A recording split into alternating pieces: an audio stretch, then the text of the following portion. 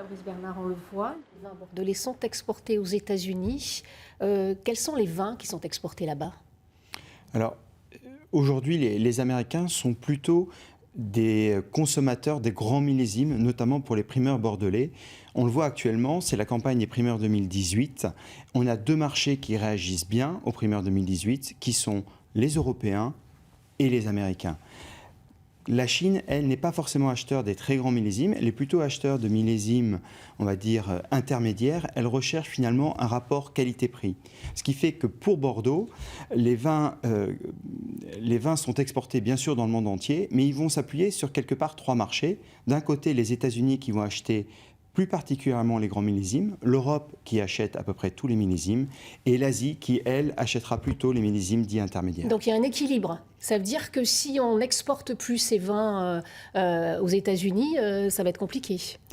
Ce serait toujours dommageable pour le consommateur final, oui, ce serait, et pour Bordeaux aussi, quelque part, de ne plus ou de moins exporter aux États-Unis, ce serait dommageable. Mais on parle de 7 centimes. Est-ce qu'il ne vaut mieux pas rééquilibrer les taxes entre les deux États, quelque part entre l'Europe d'un côté et les États-Unis de l'autre? Donc vous vous dites que ce n'est pas finalement une menace très très inquiétante?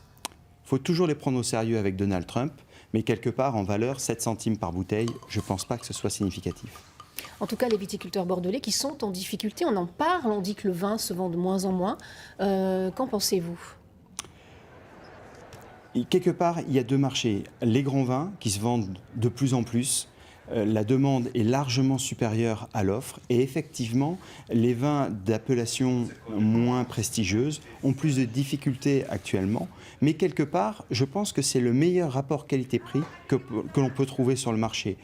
Les vins intermédiaires à Bordeaux, d'appellation moins prestigieuse, sont d'un rapport qualité-prix excellent. On dit que les Américains taxent moins les vins français, selon Donald Trump. Est-ce que c'est vrai?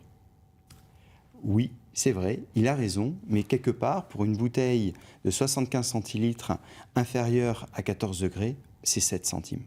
Et vous dites que c'est pas grand-chose finalement. C'est pour ça qu'il vaut mieux rééquilibrer les choses.